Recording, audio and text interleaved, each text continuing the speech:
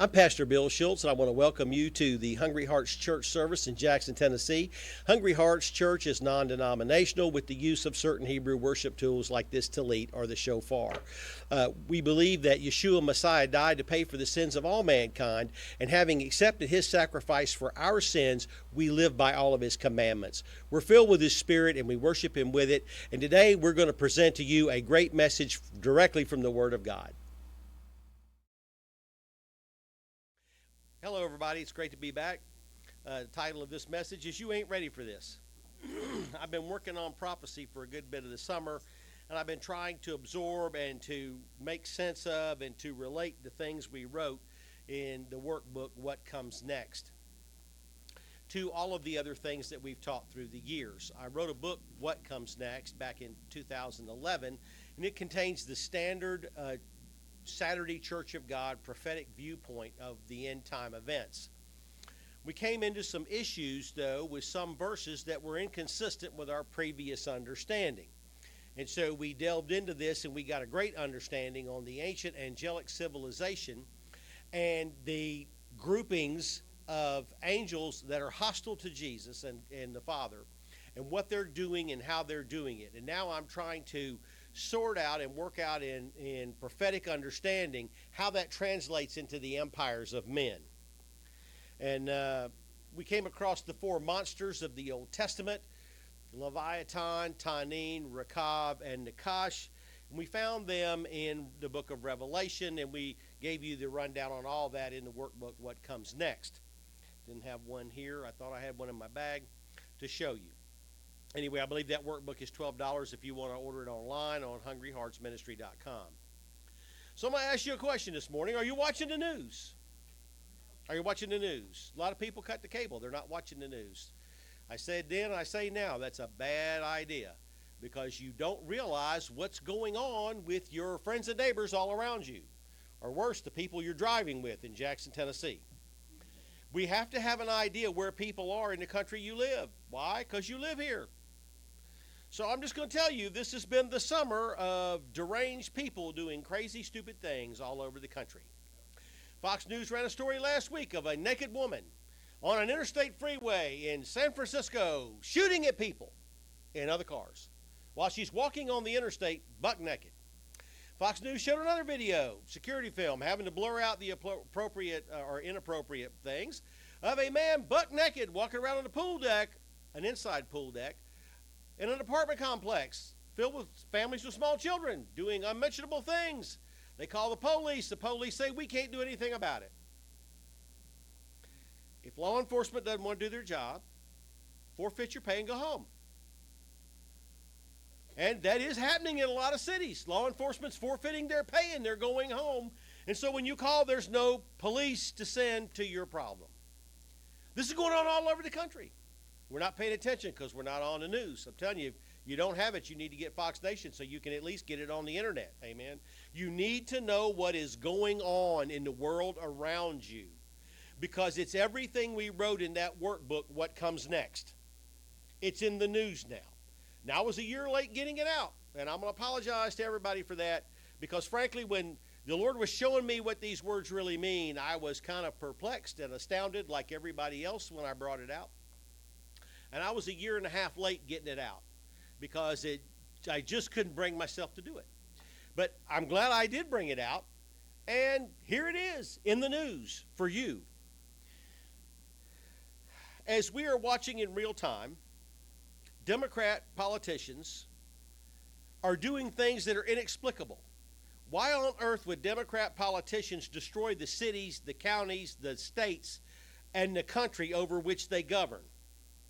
These actions that they're taking make no sense unless they're possessed by demons who want to tear down our country. Now, he wrote last summer about drug abuse and Toeva sex opening people to demonic possession. And as we are watching in real time, this is going on all over the country. I think Fox News and Tucker Carlson were the first to break the homeless encampments in our major cities where drug abuse and crazy sex is running rampant. As a matter of fact, several of the Fox News hosts went to San Francisco and L.A., driving by with the cameras, showing you what's going on, going to the encampments in Seattle, showing you what's going on in public property in front of God and everybody. And we're supposed to look the other way and go, oh, it's mental illness. Well, I think 90% of what they're calling mental illness anymore is either demon possession or demon driven, because they're doing things that defy anybody's explanation from 20 years ago or 30 years ago. If you were to tell me in 1985, when I came into God's church, this is what I was going to see, I'd have told you you were nuts. We had a very 19th century view of things, that end-time events would come down to wars like World War I or World War II. But that's not what we're seeing going on, is it? No, it's not. In addition to all of this, paganism is straight up making a comeback. So within 2 weeks of me bringing out what comes next, none other than Rabbi Jonathan Cahn came back and said paganism's making a comeback, and he came out with his book, The Return of the Ancient Gods, small G-O-D. So I'm not alone in this. I'm not alone in this, because you see, as I talked to Lenise about the 4 levels of interpretation in private, the literal meaning is what tethers the spiritual meaning.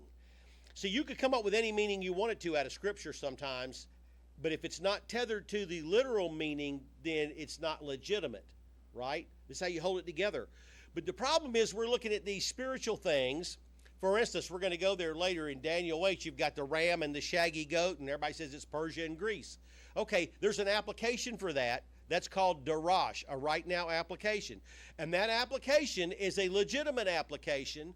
The problem is the vision is for the distant future.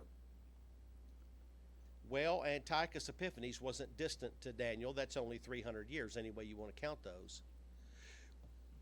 The distant future is still future to us. So the literal interpretation of that dream is not ancient Greece and Persia.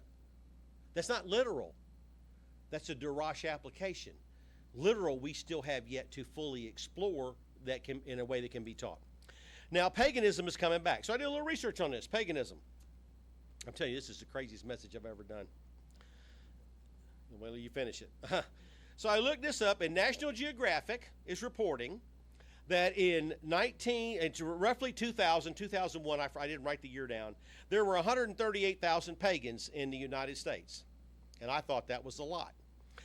Last year, there were 1.5 million pagans, self-identified, self-proclaiming, proud to be pagans. This is insane.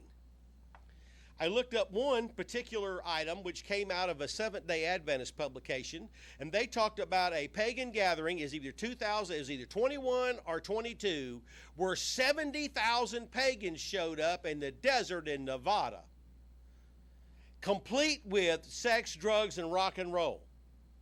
Everything we described to you in that booklet. I didn't get the stuff in the booklet from doing research in the secular world. I got it from the Bible. Now I'm doing secular research to try to link the stuff we wrote about and what comes next to what's going on in front of you. And it's all coming back.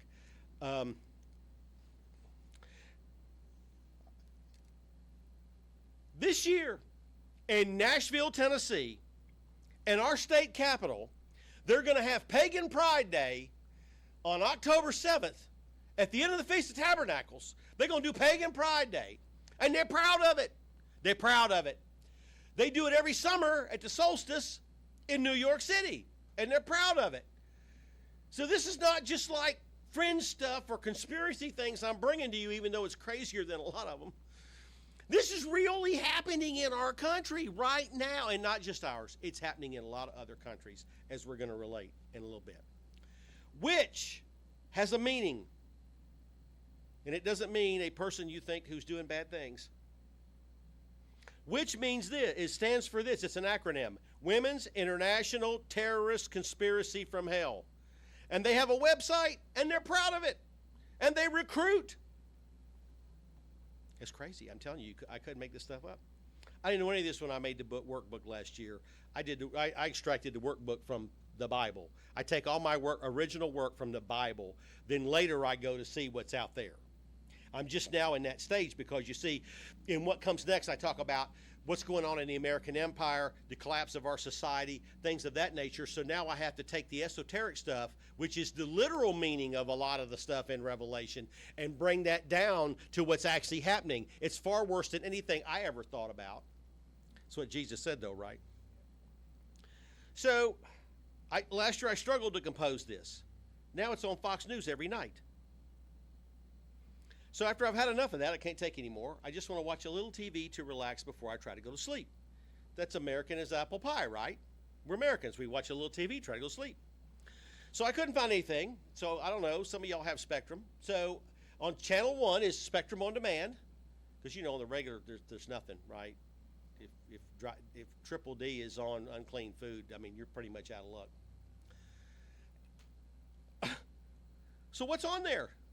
Ghost Adventures, Paranormal, Caught on Camera, Skinwalker Ranch, Vampires in America, Ancient Aliens. This stuff is going on all over the place. And the worst part is when you go to the Skinwalker Ranch, you're talking about NASA scientists who've been working on the United States Department of Defense Unidentified Aerial Phenomena Project are bringing real scientific equipment and actually measuring anomalies, real measurable anomalies. It will freak you out. I did watch a little bit of that. But this time I was looking for something just to relax, and I looked up King Tut. King Tut. That should be harmless, a little history. Should be boring enough to go to sleep, right? We get to the end of the message and we'll tell you what I found about King Tut. It's not so much about King Tut, it's about what's going on in Egypt right now. UAPs are a hot topic in the news. Some even claiming biologic evidence. I saw the hearing. Fox News ran the hearing. So in between things, the hearing is on TV. Lanisa's doing her thing with her mom, and they got it on, and I stop and I watch. And the guy says, I know someone who has seen biologic evidence. Now, you catch the shift there? He didn't say, I saw biologic evidence. He said, I know someone who saw it. That's hearsay.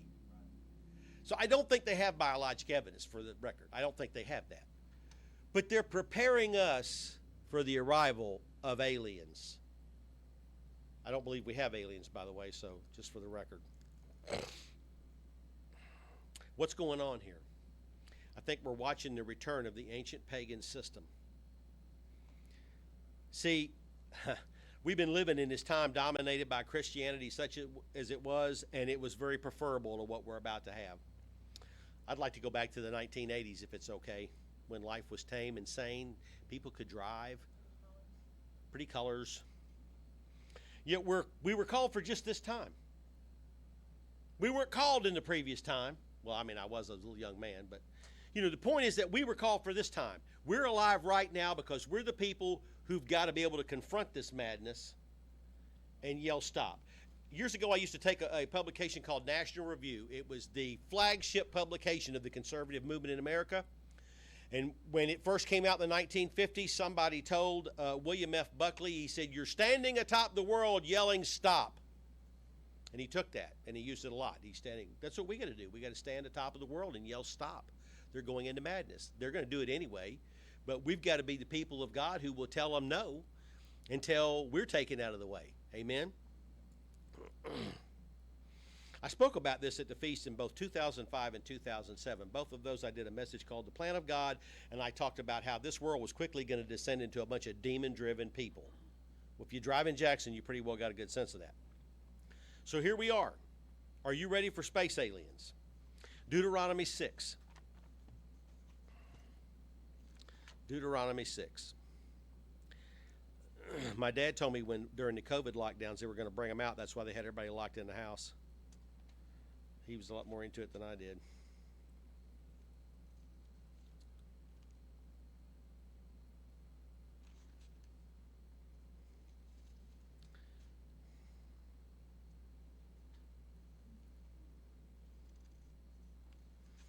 Deuteronomy 6, and we'll start in verse 13.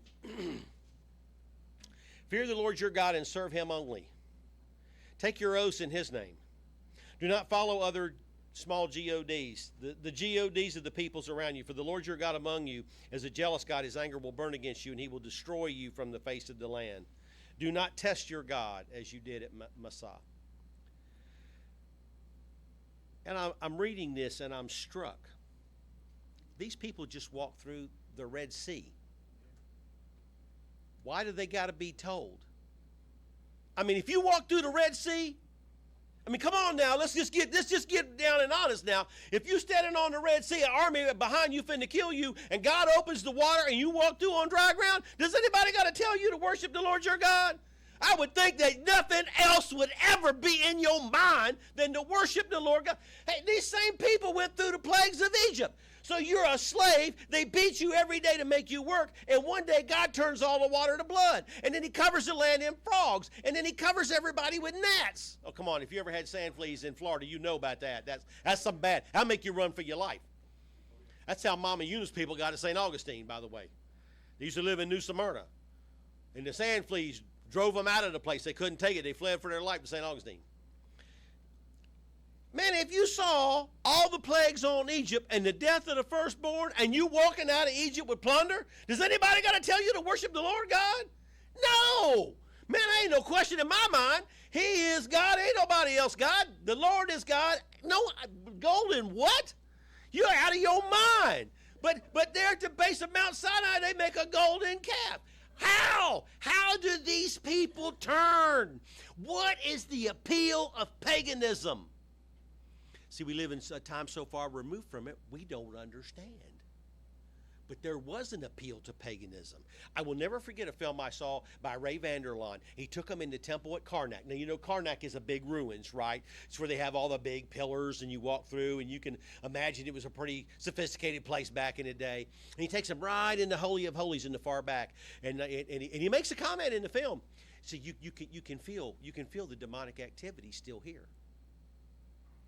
See, demonic activity made paganism real to them. But it's all a shell game. Once the Lord showed me the secret to it all, demonic activity, pagan activity is a shell game. It's designed to get human beings to open up and receive demonic possession. Then you become a slave in your own body. But you can't tell anybody else, don't do it. Don't do it. They're not controlling me. You're not in control anymore. You can't tell them. So all someone else sees is they're stronger, they're smarter, they're clairvoyant. Well, yeah, I don't know. I want the initiation for higher consciousness.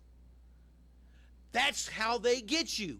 It's the initiation for higher consciousness. Now, the Lord God Almighty in his infinite wisdom made it very hard for them to do this. It is very hard for a human being to receive demon possession. It is very easy for you to receive the Spirit of God. Isn't God great? It's so easy. Man, you accept Jesus, you ask him to come into your life, and you can have the Holy Spirit right now. I'm sorry, I didn't say it right. I'm up in Tennessee now. Right now. But demon possession requires you to surrender things and to be open to that, and that takes drugs and sex, toeva sex. Now, I would never have understood that if the Lord hadn't told me to do the message on sacred sex, and he told me to do it way a long time ago in Murfreesboro. I want you to do a message on that. And I'm like, I can't do a message on that. I want you to do a message on that. So he kept after me for years. And finally I said, man, I can't do that. I mean, even if I keep it PG, I can't say that stuff from the pulpit. Are you crazy, Lord? I can't do that. So finally he just told me a couple years ago before Tabs, he goes, okay, I want it now. I want it now. I don't care what you else got to do. You're going to do it along with everything else you got to do. Just I want it now. So get your happy rear end down. We're up on university. Get your happy rear end down there and film it now. Okay. But I learned things in there. The first thing I learned in there, when one man and one woman get married, married, it's a holy matrimony. I really don't want to go too far with this. So everything happens there is a worship experience to God. That's why the Spirit is opened in that process. It's supposed to be a husband and wife, one man and one woman, married. Can't emphasize that enough. Married. It's not holy if you ain't, as Dr. Laura would say, ringing a date, ringing a date. That's holy because it's supposed to, your spirits are supposed to be open because it's holy. It's a worship experience. When you take those same acts and you twist them with that toeva, the spirit is open, but now it's open to a demon. That's why all of the pagan rituals involve that. All of them. All of them. All right, so one of the pagans I looked up said this. I'm paraphrasing. I did not get the actual quote. I didn't have time to go back and look it up a second time. She said, a little ritual, a little magic, and what else here? And it opens up unbridled passion. It's Toeva. Little ritual, little magic, Toeva. And one of them gets in. That's why it's so important. One man and one woman married for life. That's why it's so important. You know, God, if this wasn't an important spiritual act, he probably wouldn't care. But it is an important spiritual act, and he really does care.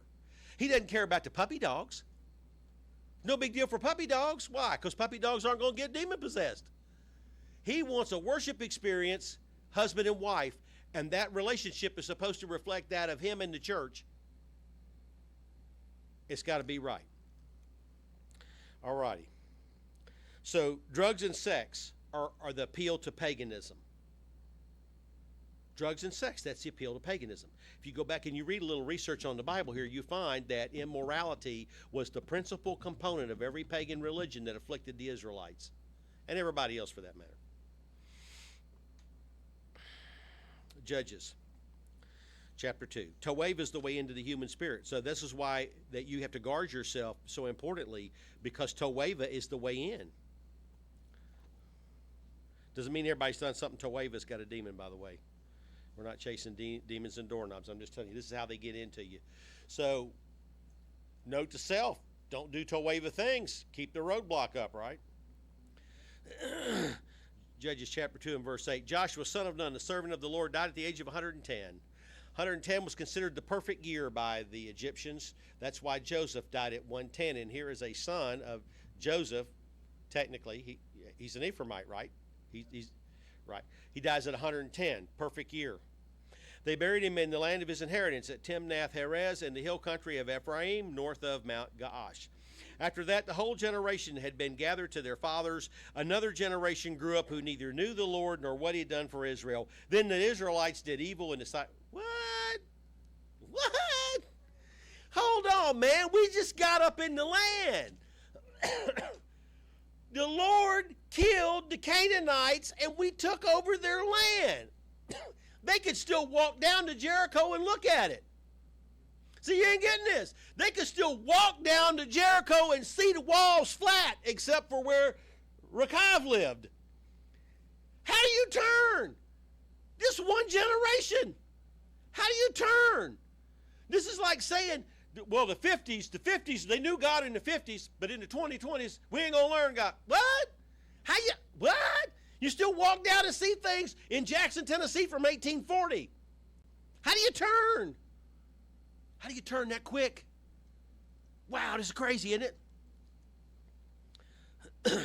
Then the Israelites did evil in the eyes of the Lord and served Baal. And they forsook the Lord, the God of their fathers, who brought them up out of Egypt. And they followed and worshiped the gods of the peoples around them. What? And they served Ashtoreth. That's a sex cult. That's the sex cult of the one we know in Revelation 17 is the whore of Babylon. That's the sex cult. An Asherah pole was a phallic symbol. So we read over it, not looking in there. I'm not going to go any further because I can't say any more about than that. I know a lot more. I've got books on what they did. It was horrible. These people were horrible. So when the Lord God says kill everything that breathes, he wasn't being ugly. He wasn't being mean. The laws he gives are not harsh. These things were awful, and they did much awfuler things than's listed here. They had to go. Why? Why did he say they had to go? Because they'll infect you and you'll do it. Let's look at Deuteronomy 7. Why is this stuff so contagious? I don't know. I got saved in 85. I don't know why this is contagious. Deuteronomy 7, verse 1. When the Lord your God brings you into the land you're entering to possess and drives out before you many nations, all the ites, 7 nations larger and stronger than you, when the Lord your God has delivered them over to you and you've defeated them, you must destroy them totally. So even after they did all that, even after Joshua defeated them, Joshua, as it says in Hebrews, gave them rest. Amen? They flipped in the next generation. What? Make no treaty with them. Show them no mercy. Don't intermarry with them. Don't give your daughters to their sons or take their daughters for your sons, for they will turn your sons away from following me to serve other gods, and the Lord's anger will burn against you and will quickly destroy you. This is what you're to do to them. Break down their altars, smash the sacred stones. Why is that? Because they do magic at the sacred stones. This is where the demons make contact with people. They do magic at the sacred stones. Cut down their Asherah poles. You know what that's symbolic of, right? And burn their idols in the fire. For you're a people holy to the Lord your God. The Lord your God has chosen you out of all the peoples on the face of the earth to be his people, his treasured possession. A warning and a prediction about idolatry. But the sex and drugs turned them anyway in one generation. One generation. One generation. I mean, these people still knew people. You follow what I'm saying?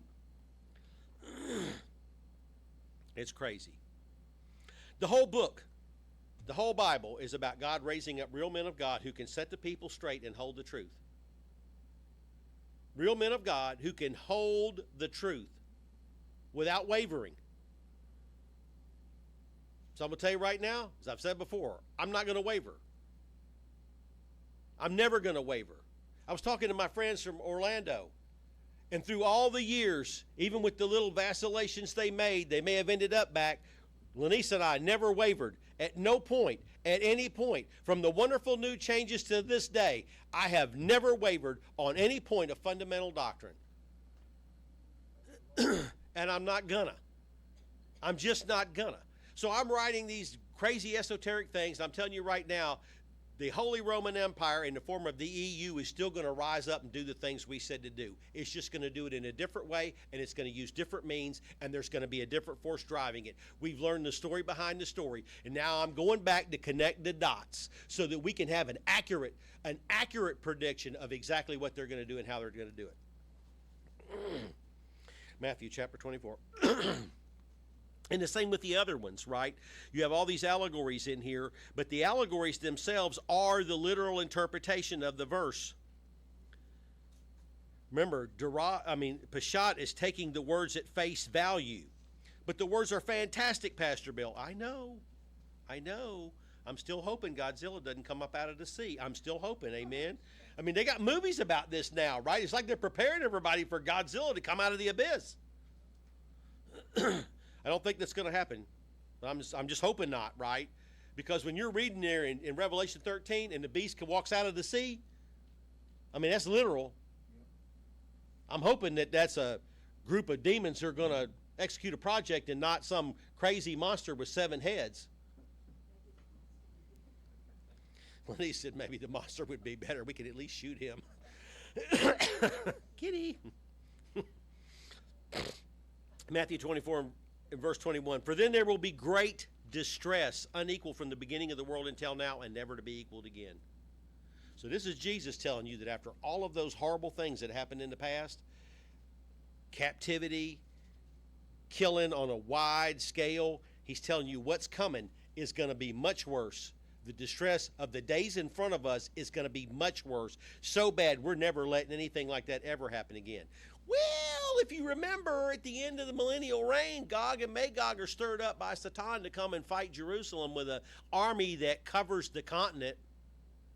Pretty good size, but he's telling you what's between you and his kingdom is going to be worse than that. Unequaled and never to be done again.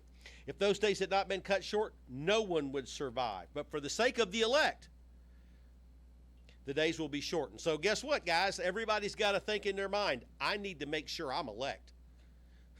Amen? I need to make sure I'm elect. There ain't nothing more important in my life right now than to make sure I am elect. Paganism was dominant in the past, and it's coming back right now in our face. Are you ready? I'm not. I don't want to see that. I'm going to go back to the 80s. When all we worried about was whether you went to church on Saturday or Sunday. Those were good days, amen? I like that. And arguing about whether we can eat shrimp or not. I mean, those are good days, right? Or the arguments about pepperoni versus cheese pizza. Those were good days with the sane Americans, right? Those were good days. Yeah, I would like, can we go back?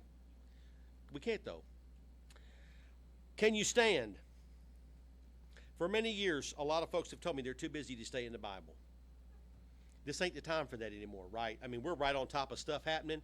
You got to know the Word. So, Lenise, I've been talking in private that, Jesus is the Word and the Word is Jesus.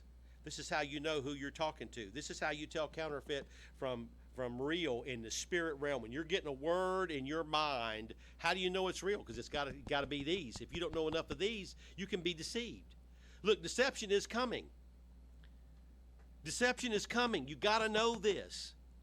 You got to know it well. This ain't no time to cut Bible. Ain't no time to cut Bible. Mark 13, verse 22. We got to know word because the time is coming. You know the message he's given me for trumpets? The time is now. I haven't even started that. I'm still in prophecy, but I've just got that on the calendar. I sat down before all this stuff with my brother's wedding happened, and he said, "This is what I want you to do on the weeks you're going to speak." Dung, dung, dung, dung, dung, dung, dung. This is a compilation of 2 messages because I can't skip one. And the trumpet's message is, the time is now. Well, can the time be 3 years from now, or can we get another Trump administration in here first? You know what I'm saying? I mean, Mark 13, verse 22. False Christ and false prophets will appear. They're going to be here, and they're going to perform signs and miracles to deceive you. They already got them in the bag. They're coming to the elect to perform signs and miracles to deceive us. Better be close to Jesus, because if he's not talking to you in the back of your ear, you ain't going to know the difference. I mean, a miracle's a miracle, right? I can count on one hand the ones I've had in my life. They're precious to me, by the way. But what about with some fool come in here telling you the law of God is done away, or worship some pagan and starts throwing miracles around like they're nothing? Better know Deuteronomy 13, huh? Better know Deuteronomy 13, right? Mm-hmm. Yeah, buddy. For if that were possible. So be on your guard. Be on your guard. I've told you ahead of time. That's not a fun verse. Can you be deceived by a cleverly designed miracle? Nakash knows he can do it, right? I used to tell people, Sandy tell you, this goes back a long time in Hungry Hearts, back in the temple, and I used to tell people, I say, y'all people thinking you're going to go into tribulation. The devil knows he can torture you out of it. The devil knows he can torture you out of it. If you're not willing to do it now and everything's good, and look, things weren't as crazy back then. It was pretty sane out there. If he can get you out of doing it now when it's nice, no, he knows he can torture it out of you. Nakash is no different. He's looking at you. He's known you from the time you were an infant. He's known your people all the way back to Eve. He knows exactly every button you got, and he knows how to mash them. He knows he can deceive you. He knows he can do it. The question is, how close are we to Yeshua? Because it ain't a matter if we can be deceived or not. It's a matter if we can hear his voice when he says, "Psst, that ain't it. That ain't it." That's how you get saved. Instead of trusting your lying eyes, you just follow what the Lord is telling you. But if you don't have enough words, you won't be able to tell the difference, because Nakash is going to be over here talking trash to you too, right? He's not going to stop talking trash. He has just the right bells and whistles. 2 Thessalonians chapter 2.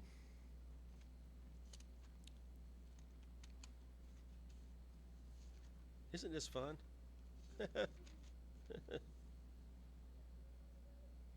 I still miss Ronald Reagan. Boy, I miss Ronald Reagan. 2 Thessalonians 2 and verse 9. The coming of the lawless one will be in accordance with the work of Satan, displayed in all kinds of counterfeit miracles, signs, and wonders.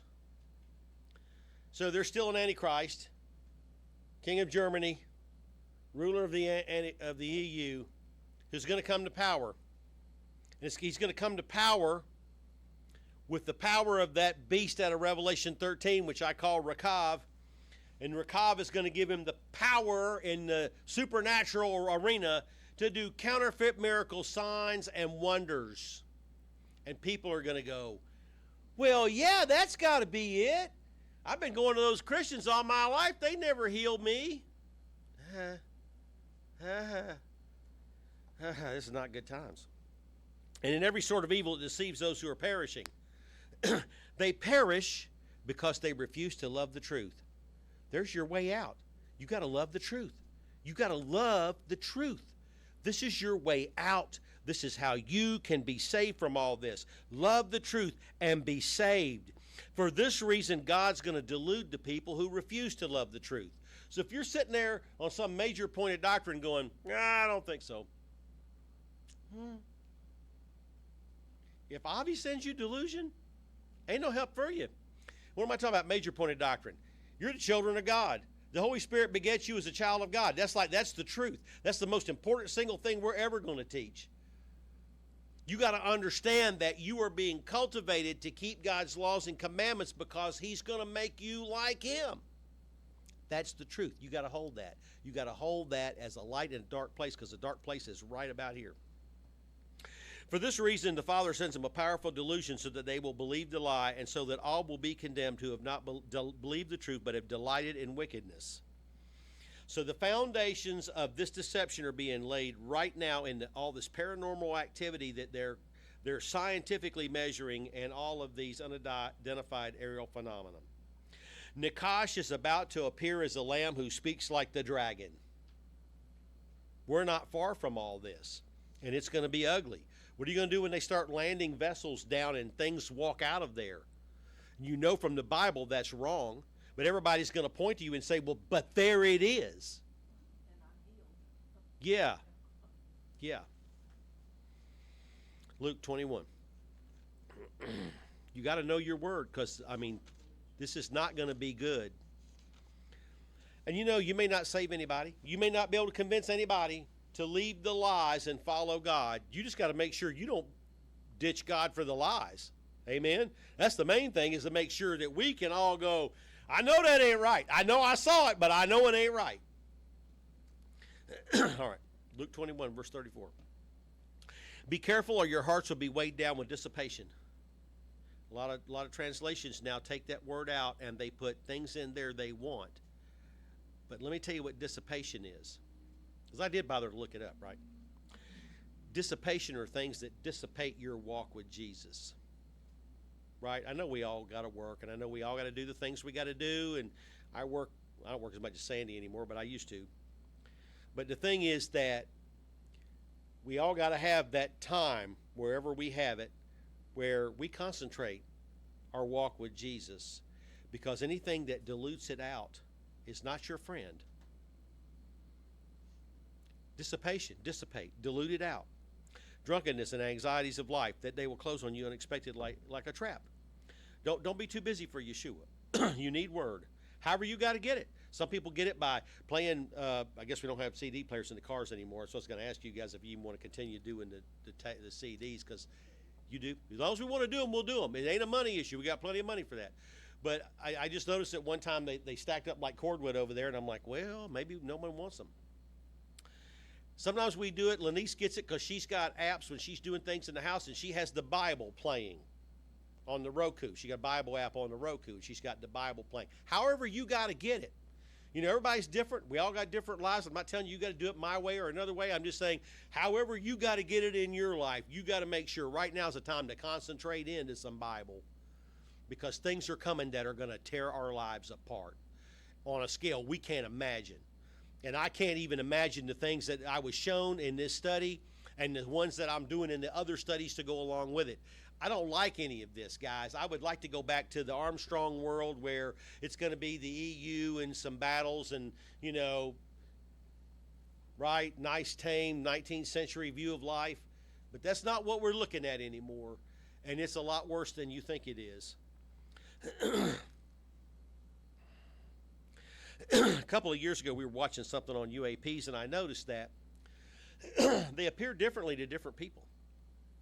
So back in the 1800s, they looked like they were manufactured in the 1800s, and in the early 1920s, they looked like they were manufactured in the 1920s, and in the 1940s, they looked like something out of Buck Rogers, and now they appear like something different. So how is it, if they have this sophisticated technology that they can, quote, travel between galaxies and they're aliens from somewhere else, how come it doesn't look the same the whole time? How come it looks different based on what we perceive it? That don't make sense, does it? And how come the people that see the UAPs, by and large, I'm not talking about like your military people now. I'm talking about people out here. You're out here in Hodunk, North Carolina, and a UAP shows up. How come those people always have a deep spiritual need of some kind? You watch the interviews, and they all have a similar story. Well, this and this crisis happened to me, and I was desperate. And then a UAP shows up. Well, hold on now. If these are coming from another galaxy, they'd show up in Washington, D.C., and they'd be talking to somebody that matters. How come they showing up to Jim Bob out there in the middle of the woods when he's in a desperate spiritual crisis? That don't make sense either, does it? And how come a lot of these people have dabbled in the occult some? Yeah, these little threads seem to connect a lot of those aerial phenomenon.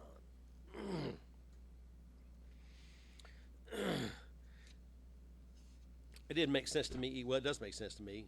It just doesn't make sense to me as aliens from outer space. I'm convinced that UAPs are manifestations of demons.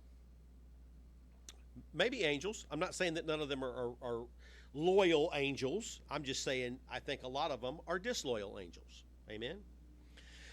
Right now, many are orbs of light. Right? So we're watching the Skinwalker Ranch, and the orb of light goes down in the mesa and then comes out of the mesa. But it's clear it's not a vessel. It's just an orb of light. And then they do things to stimulate the orbs of light. Oh, hold on a minute now. If these are little guys in a vessel coming from outer space, there's nothing you can do to stimulate them. They show up when they show up. They're running their own program. But no, you can do things. You can do things. And what caught my attention, and look, I only got this, but briefly, just a little snippet, and then I had to go do something, and I was like, whoa. They brought a manifestation at Skinwalker Ranch of unidentified aerial phenomenon by having a rabbi sing chants of Jewish prayers. Now, tell me that's space aliens. Yeah, that'll bring them up.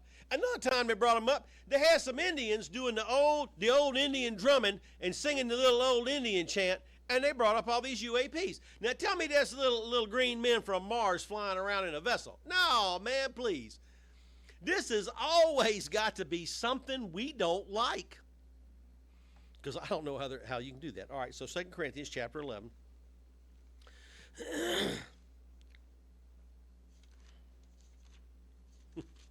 Some of the stuff I've seen is crazy.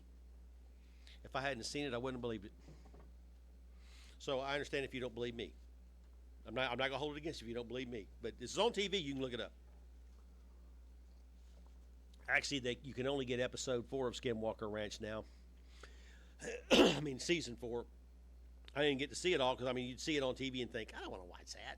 And then sometimes you're like, what kind of crazy mess are they saying? Because, sometimes you look at it just to see that it's not true because they come to the end of the show and nothing happens, right? But then it was the revelation that the Dr. Taylor, who's running the program there, was actually the number 2 man in the Defense Department UAP program, but he was, under contract from DOD, not to say that. And then once his contract was over, then all of a sudden, well, yes, I'm free to say that I worked on the Department of Defense UAP project. So these aren't just like cranks and flakes. These are like the U.S. top scientists studying this at Skinwalker Ranch. Now, hold on a minute. That don't make sense either, right? See how none of this adds up? There's something else going on. Got to be. 2 Corinthians 11, verse 14. No wonder Satan masquerades as an angel of light. He masquerades as an angel of light. So if he does, surely his other angels are doing the same thing. The disloyal angels. Now, I've seen orbs a couple times. One time we were watching about some orbs in Australia. Then we had to get up and go somewhere, and we pull out the end of Sagewood on Ashport Road, and over yonder, I couldn't tell you how far over it was, but it was up in the sky. It was an orb of light. Lenny saw it with me. We saw an orb of light up there. So the question is, was that one of the loyal angels on guard going, we got you, buddy?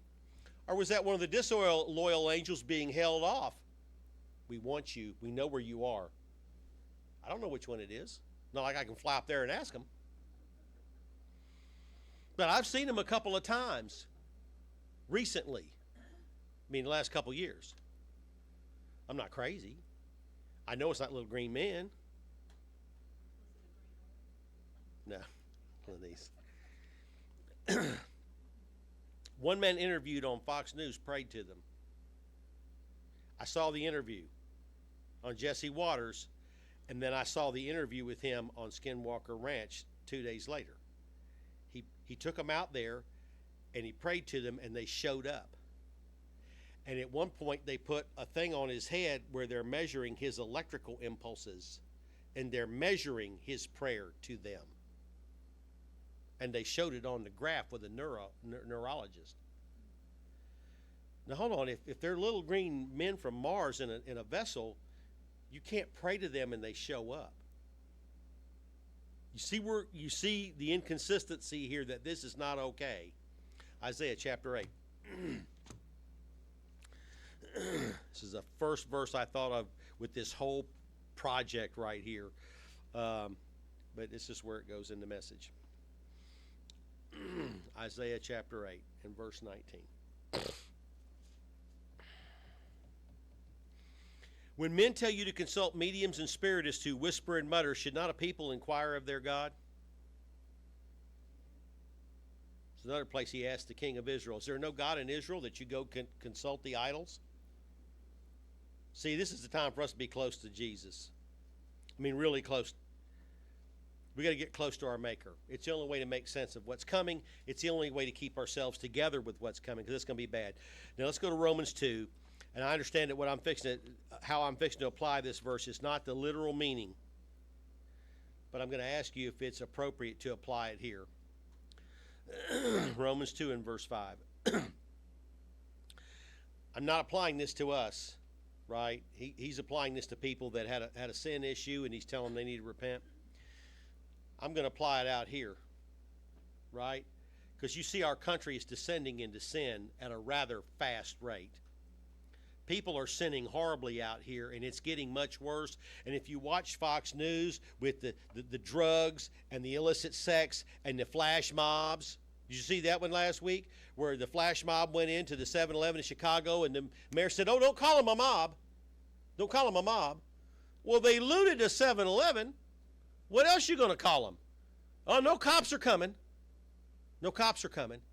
In 2020, I heard one of the mobsters who was looting stores say, oh, but they got insurance. Let me tell you 3 things insurance don't cover. Looting, rioting, and terrorism. Your insurance don't cover that. The stuff in that store, he doesn't own that outright. You didn't take his money. He's got to pay that. That stuff is on consignment from the vendor. So he ain't going to be able to pay it all. He's going to wipe out financially, and the people who supplied it are going to take a loss. So when you go and you loot a CVS, and them out there, they loot a CVS, every other CVS customer in America's got to pay the tab on that. Because corporations, you can't steal from corporations. They just pass it on to the next customer. You can't tax corporations. They just pass it on to the next customer. So you think, oh, ExxonMobil, they make a lot of money. I don't want to tax them. No, just gasoline costs more. This is a lot of the rise of inflation in the United States right now. Our flash mobs stealing everything blind out on the West Coast and up in the Northeast, and we're all having to pay for it. Yeah. Because of stubbornness and unrepentance, wrath is being stored against the country for the day of God's wrath, when his righteous judgment will be revealed. God will give to each person according to what he's done. Oh, you're a flash mobber? God's going to repay you for that. Oh, you running around buck naked doing stuff in front of little kids? God's going to repay you for that. Look, I'm not pulling this out of a hat. I watched this on Fox News in the last 10 days. Live events. This is happening in our country right now. And the law enforcement is not doing anything about it. They're doing nothing. You call them up. Yeah, in California, they're not allowed to. They're told not to. To those who by persistence in doing good seek glory, honor, and immortality. Right? It's not your words, it's your deeds. When you do good, you are seeking glory, honor, and immortality. To those people, Avi is going to give them eternal life. Well, hey, sign me up. That's where I want to be, right? That's where I want to be, right there. I know everybody's time is different, but in the time you got, you want to do good, right? Because you want. For those who are self-seeking and reject the truth and follow evil, flash mobbing, crazy out there. I've seen stuff I can't say. I probably said enough to get booted off YouTube already. There's going to be wrath and anger. There's going to be trouble and distress. Isn't that what Jesus said? The distress of these days is going to be unequaled. To every human being who does evil, first for the Jew, then for the Gentile. But glory, honor, and peace for everyone who does good, first for the Jew, then for the Gentile. God does not show favoritism. Then he says this, all who sin apart from God's law will perish. All who sin under the law will be judged. Well, man, I'll take my chances with judgment. I will go to Jesus and tell him what I've done and take judgment. It's a whole lot better than perishing. But for those people who refuse to repent, they're going to perish. They're going to perish. I don't like that either because I live here, right? I want everybody to perish in the United States. I want this country to prosper and thrive. I need everybody in this country to serve God and get rich. Especially I'm fixing to draw Social Security. I need them to pay Social Security tax. So I need you to thrive and quit stealing, go thrive, get a job, make money, and pay those taxes so I get my benefits. I paid mine. I fully understand the Peshat literal meaning of this, but is there a Darash right now meaning that goes to the time of trouble in which we're entering? Are we coming to a time where we may be saved from distress because we keep God's precious law? I'm hoping. Aren't you hoping? Aren't you hoping that by seeking glory, honor, and immortality that you're going to get to actually live out your days? Are those who reject God's law opening themselves to the trouble and distress unequaled until now? I think that's correct. Is the UAP seem to come out of and go back into either the ocean or the ground? So many of the military ones, they're hovering on the water, then whoop, in the ocean they go. Or they come out of the ocean and fly, then they drop back in the ocean. It's a consistent theme that I've been watching on Fox News. Because remember, Fox has been reporting on this for about 3 or 4 years now. The UAPs came out right before COVID. Is there something about the inner crust of the earth that holds a meaning for unidentified aerial phenomena? Let's go to Luke 8. I think there is. This is consistent with the studies that I did. I think the ancients were aware of this stuff also because they often talked about the chaos that can emerge from the sea at any minute. And they talk about the monsters of chaos that dwelled in the sea extensively. Like I said, I didn't bother to look at pagan literature. I could care less about the demon stories about themselves. I just looked at what God had to say about it. In verse 31, Jesus is telling the demons, come out of this man named Legion. And they begged him not to order them into the abyss. Is the abyss their home? Are a few being called out right now by the sinful behavior going on today? Is the rise of paganism and magic giving even a little more of them permission to come out of the abyss early? Sin is increasing at an astonishing rate. And that's going to open this earth to things we really don't want. Genesis 1 and verse 28. I was really perplexed about this over the last couple of years, and I kept thinking, why would any demon do what a human wants, right? I understand the shell game. I understand that you play the game so you can get another one of your buddies in somebody else. I understand that. But when these people, mere humans, are doing these spells and saying these things, why would you do what they said? Why? And it had to do with something I got 2 years ago on this verse right here. So Genesis 1, verse 28. God blessed them and said, be fruitful, increase in number, fill the earth and subdue it. King James says, you've been given dominion. rule over the fish of the sea and the birds of the air and over every living creature. So we've been told to kavash the earth and radah the earth. Kavash means take it from them. Radah means rule it like a tyrant. So we have radah. Human beings have radah. This was given to mankind before the Garden of Eden. We had radah before we're told to choose life or death. So is it these people can summon the demons, they can come out because they have radah as people?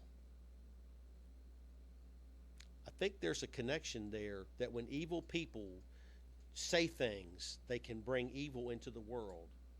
What did Jesus tell us to do? Speak good things and bring good into the world, right? We got to overcome them. All right, that goes back to a word Lenise got at the very beginning of Hungry Heart. She said, as their wickedness gets more wicked, our righteousness has to get better. We have to rise to match them. Our righteousness has to match what she's saying, exceed. We got to get on. We got to get after it, right? Because the wickedness is growing crazy out there. It's nuts. Revelation 9 in verse 1. Revelation 9 is a bad chapter, guys. It's not a good chapter. It's not one that I'm like, ooh, Revelation 9, all right. Bad things happen in this chapter.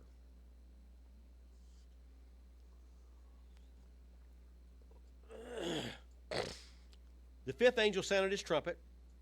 I saw a star that had fallen from the sky to the earth, and the star was given the key to the shaft of the abyss. When he opened the abyss, smoke rose from it like the smoke from a gigantic furnace, and the sun and sky were darkened by the smoke from the abyss. And out of the smoke, locusts came down on the earth and were given power like that of scorpions. They were told not to harm the grass of the earth or any plant or tree, but only those people who did not have the seal of God on their foreheads. So all these demons come roaring out of the abyss, but some of us are protected. Is it the commandment keeping? I think it is. We talked about in Romans 2, I think it is. So they come roaring out of the abyss. Praise God, the mass of them is secured until this set time. Amen. Job 38:7. I'm not going to turn there, but it says that when God brought forth the earth, all the angels sang for joy. See, they've been around a lot longer than we have. They've been around a lot longer than they have. And the ones that rebelled are not going to go away without a fight. Ephesians 6. They're not going away without a fight. And they don't really have a lot of respect or regard for human beings, much less us. And they think that pushing us around is going to be easy, because a lot of Christians have been pushed around real easy because they don't want to look at the adversary. You see, the problem is that our problem is not with flesh and blood, but we look at flesh and blood. We want to take it out on a person, but it's not a person. The adversary is not a person.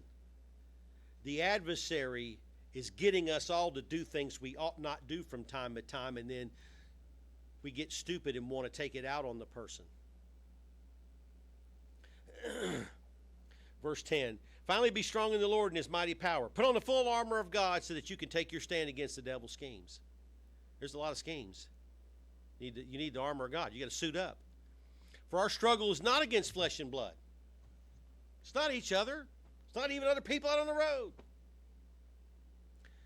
It's against the rulers, the princes over polities, the authorities, their supervisors, against the powers of this dark world, Cosmo Krator, the powers of this dark world, and against the spiritual forces of evil in the heavenly realms. I've looked up every one of these Greek words in detail. When it says the spiritual forces of evil in the heavenly realms, it's exactly what the Greek means, in the second heavens. Isn't that what it says in Revelation 12? Michael kicks Satan out of the second heaven. That's where they are. First of all, we got to put our armor on. Secondly, we got to use our weapons against adversaries. The adversaries, not people. Third, we got to pray. We got to make some time to pray. I don't care if you're driving in a car, you got to pray sometime. We got to oppose what's opposing us. Reading the verses without action is not going to help. If you can't stand, you will fall. And I'm going to do all I can to help you stand. There's a lot of times when I see one of y'all get weak, I get under the tallit, and I beg for mercy for you. I pray for you. Get strong to have what you need to survive. That's what we got to do for each other, right? You see one of us get weak, man, don't fuss and complain. Get under the tallit and pray. I'm going to do all I can to help you. We got 4 levels of devils in here, and they're all arrayed against you and hungry hearts right now. They've known you your whole life. They knows everything that makes you tick. They knew your peeps going all the way back to Adam and Eve. You know, when I wrote about Nakash, it occurred to me, Nakash appears to Eve in the garden. That's what it says in the Hebrew, Nakash. And I thought to myself, is it just that Mother Eve was gullible? I mean, maybe she's a week old, maybe she's 2 weeks old. And I thought, no, Mother Eve wasn't gullible. She'd already been talking with God for 2 weeks, man. She's probably smarter than we are. What would make her cave? And then I thought about the whole of the satanic realm that the Lord had been showing me everything, and I realized that when Adam and Eve were put in that garden, the whole of the satanic realm was arrayed against them with everything they had. Because everything they are rides on our failure. So they're not coming against you like we say, the little devil, the little red guy with the arrow-shaped horn with a pitchfork going, rah! No. This is a sophisticated plan to tear us up and destroy us from the inside out. They're running spells, witchcraft, sorcery. That's what it says in Revelation 18, doesn't it? They're running deceptions. They've got devils running around and doing all kind of stuff to trip up your life in every possible way. We have angels that can help us, but we often don't empower them to act on our behalf. We just go about life just reacting. We need to get up and thank Jesus every day for our life, obviously, for his protection, because we'd be destroyed by now if we didn't have it. We need to learn to fight back a little bit. We need to smack them little suckers around. Oh, you came to my house? Good luck with that. We need to learn how to ask the Lord to empower our angels in the morning.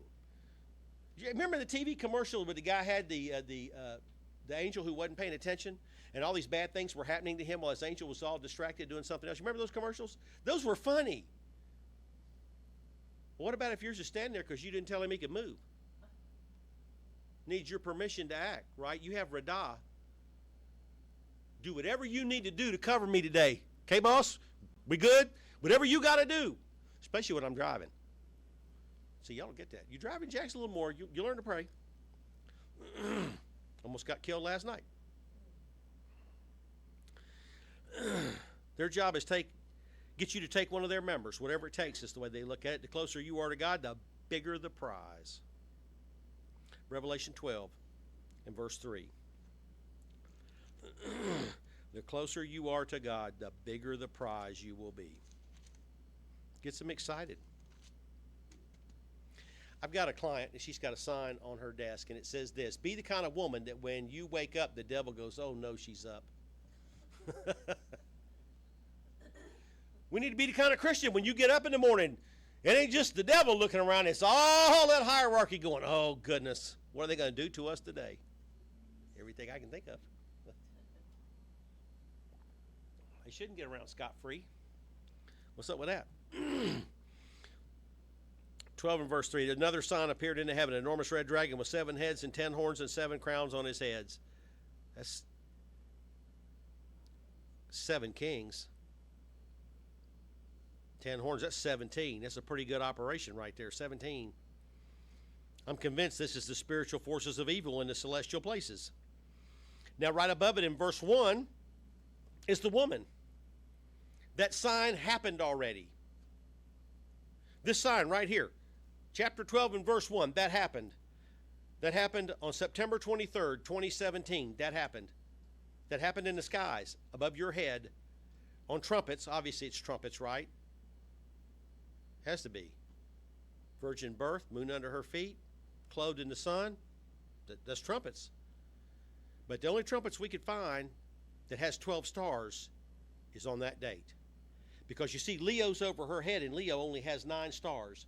And to get 12, you have to add Mercury, Venus, and Mars. And the only time I could find, I even asked somebody who's got connections at the Naval Observatory, they could not find another time when that happened. So you don't have a past one, you have that one. That's a time marker, by the way. September 23rd, 2017. That's a time marker. All right. Revelation 17 and verse 2. We're going to talk about time next time, actually. Time. Revelation 17 and verse 2. Talking about the great whore. With her the kings of the earth committed adultery, and the inhabitants of the earth were intoxicated with the wine of her adulteries. Can this explain all the erratic, stupid, ridiculous behavior among our world leaders right now? I think it does. The behavior of world leaders only makes sense if they're demon-possessed with the goal of destroying humanity. Why else would you outlaw fertilizer? Why else would you outlaw diesel fuel, which runs every piece of mechanical equipment, including the irrigation pumps? And incidentally, that's also how they power the hospitals when the electrical grid goes down. They got a diesel generator in the back. So you got no diesel, you got no power, you have nothing. Done, game over. You got no water, you got no purification, you got no way to cook, you got no food to eat. That's a pretty quick destruction right there. It doesn't take multiple steps to get there either. Just look at what they did to Sri Lanka 2 years ago. That actually did happen, by the way. They're trying it in the United States right now. So you don't see it in the news. You got to dig a little deeper. Through government regulation, they're trying to impose that right now because they're trying to outlaw natural gas from which fertilizer is made, even though it's the cleanest fuel we have. How many other times in the past have they done this? Now in verse 6 it says, I saw the woman was drunk with the blood of the saints, the blood of those who bore the testimony of Jesus. So whether we acknowledge the whore or not, she is very invested in forcing us to convert or die. Revelation 18 and verse 2. Fallen is Babylon the Great. She's become a home for demons. That word demons is also used by the Apostle Paul for pagan gods. A haunt for every evil spirit. That's how the whole study started, was that word haunt. I kept thinking, what's a haunt? What's a haunt? That's a crazy word. The Greek word is phylaki, and it means a prison. So you come a prison for every unclean ekathartos spirit, and a cage, that's how the NASB puts it, for every unclean and detestable bird. Jesus said those unclean detestable birds were demon spirits. So she's holding demon spirits in prison. Is that why they hate her? And the kings of the earth committed adultery with her, and all nations have drunk the maddening wine of her adulteries. You see what's going on in the nations. These people are mad. They're both insane and rage. Look at what's going on in the news. These people are nuts. How did they get in charge? So, I told you I was looking for something to watch. I was watching King Tut. How many of y'all have watched a little Egyptology through the past? You know about the pyramid guy. He used to be the head of Egyptian antiquities, but there was some kind of controversy over a deal he did. They said there was corruption. It never really was proved. They just removed him. He's a private archaeologist. So he's taking you on a tour through the Royal Egyptian Museum, showing you all the stuff with King Tut, and he's talking about this guy in glowing terms. And they show you that the king's name was Tutankhamun when he took the throne, but he changed his name to Tutankhamun. His father, having turned Egypt to the singular sun god and made everybody upset, and maybe they killed him for it, and the boy king turns him back to Amun. All right, so it's all interesting history, blah, blah, blah. Just I'm looking at the treasures. It's all cool. Then he makes a statement. He said, at this point, he's at the Great Hall at Karnak, and he's showing what's left of the plaster frieze there and all the glowing stuff they wrote about Tutankhamun because he brought Egypt back to the gods, right? And he says, I didn't have time to look this up because I was got to read through watch the whole program to get the name. But there's a name of a certain fertility ceremony they do. And he said, when they did this ceremony, the Nile floods. I didn't catch it right away, but, a few more sentences now, it caught in my head. And I thought, hold on, he didn't say they perceived it that way. He didn't say that's how they looked at it in ancient times. He said, you do the fertility rites and the Nile floods. He said it in present tense. This guy's supposed to be a Muslim. He said it in present tense. Then standing in front of the idol of this god, he makes the statement, when Egypt worshiped this god, we were a great nation. He didn't say that's what they thought. He didn't say that's what they told King Tut. Obviously, he left out the part where the king before Akhenaten was destroyed. Egypt was destroyed by God and Moses. They left that out conveniently, right? We don't want to talk about why we were laid low, because you fought the Most High God, and that's why you were laid low. No, he's going back, but he's speaking in present tense. When Egypt worshiped this God, we were the great nation. And I'm thinking, they're going back to paganism. So they cut away. They cut away right then. And they show you the reenactment of this fertility thing. The Karnak temple's lit up like Las Vegas. They've got the papyrus boat being carried on the backs of an army of people, complete with the idols in the papyrus boats. And they're reenacting the whole thing, complete with the ancient songs and guys with the leopard thing on doing the chants. I'm thinking, that's not a historical performance. You're repeating the ancient pagan ritual. And that's when it dawned on me. The whore of Babylon is going to these nations and saying, when you worshiped us, you were a great nation. If you bring us back, we'll make you great again. Because, see, they're tired of Israel running the show. They're tired of the United States and the United Kingdom being the boss. Look it up in Psalm 83. We're going to make the name of Israel to be no more. So when I'm looking at paganism, I come across this little detail. In Italy, they're bringing back the Roman pantheon and worshiping the Roman gods. In Greece, they're bringing back the Greek gods and they're worshiping the Greek gods. It's coming back all over the world. The next thing to fall in place is Persia. I mean, they were an empire back when they had their paganism going on. These people have been a backwater since they took on Islam. And I can see these people, and look, once you get a couple leaders demon-possessed, I mean, you got the whole leadership of the government pushing this now. See, that's what's going to come. The whole leadership of the government's going to push this paganism once you get enough demon-possessed people up in there. This election's a whole lot more about Biden. This is a whole lot more about Biden. This thing is life or death. Daniel chapter 8. Demon lords in every nation. You go to the Holy Roman Empire, and every single territory in there and every single king in the Holy Roman Empire had a dragon on his shield. See, they knew where their power came from, amen? He might be in the ocean. The dragon might be up in second heaven, but we know where the power comes from, and every one of them had that emblem on there to let you know we're fighting for the other team. I'm convinced that not only is paganism coming back, it's going to dominate the modern world real soon. Daniel 8, I could never make sense of this. I'm learning all this stuff, and I'm applying all this stuff, and I cannot make sense of what I'm reading here. I'll paraphrase it. You got a ram. He runs every direction. He beats everything down. That ram is the ancient Persian Empire. Or is it? Then this ram, this power is broken by a shaggy goat that comes out of the west. We said that's Greece, or is it? It has a big prominent horn, and it smashes the ram and tramples it underfoot, and then the horn is broken off and four horns come into place, and we say that's Alexander the Great and the four empires that came from it. Only that's not really exactly what happened, is it? There weren't four empires. There were four generals, but they weren't all empires. There was only two empires, and neither one of them was Greek. Huh? But it fit, and we ran with it, amen? 19th century prophecy. Daniel, puzzled, doesn't understand the meaning of the dream, even though he's living in the Persian Empire. What does it mean?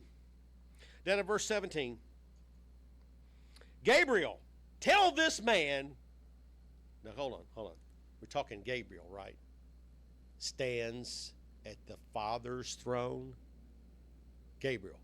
So who wants to tell Gabriel he's wrong? Whatever he says, he's right? Whatever Gabriel says, it's the deal. I don't care what I used to teach. Whatever Gabriel says, right. Son of man, understand the vision concerns the time of the end. Well, Antiochus isn't the time of the end. Alexander the Great's not the time. Jesus hadn't even come yet when these people were doing all this stuff, right? We're 2023 and we're almost to the time of the end. So what? 200 BC is the time of the end? No, that's not the time of the end. The Hebrew for time of the end is et ketz, the last boundary. We're not to the last boundary. We're not even to the last boundary yet. How can that be the last boundary? That's when I started to figure out that the allegory here is the literal meaning. We applied this to a set of time, and it does apply. It does apply. There's an application here to the Hanukkah story, and that's a legitimate application. But it's not the literal meaning of what you're reading here. Verse 26.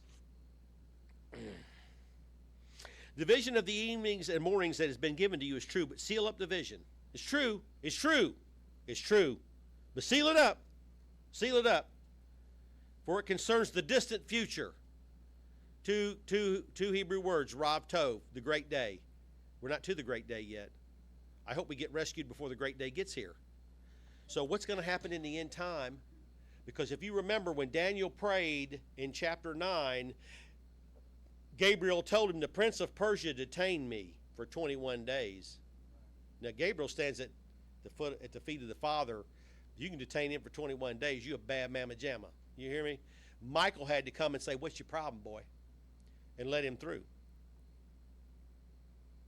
So in the time of the end, the prince of Persia is going to be a bad mamma jamma because he's going to run all over the place and bust the nations down.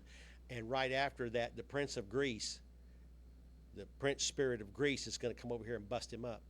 And then they're going to have a lot more of the angelic war resume. That's not what we were taught. But that's what this says, as much as I don't like it. 2 Corinthians, we'll close out with that. These pagan gods are coming back. 2 Corinthians 10, 2 verses. Verse 3. For though we live in the world, we don't wage war as the world does. The weapons we fight with are not the weapons of the world. On the contrary, they have divine power to demolish strongholds. We demolish arguments and every pretension that sets itself up against the knowledge of God, and we take captive every thought to make it obedient to Christ. It's time to inventory your spiritual weapons. Clean them up. Get some new ones. Get really close to Jesus. Review your understanding of the truth. Specifically, that you are called to be the very children of God. Don't let anyone faze you on that. Prepare yourself, because ready or not, here they come. Oh. That was the hardest message I've ever had to give.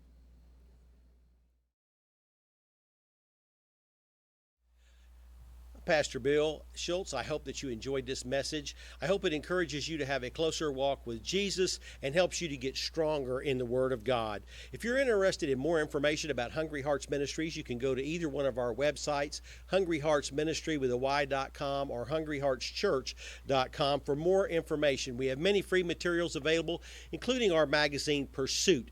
If you will email me at hungryheartsmin@aol.com, I will mail this to you every quarter. The only thing that we're ever going to use your mailing address for is to send you this magazine or maybe invite you to a meeting. Hope you enjoyed this message, and we look forward to seeing you again next week.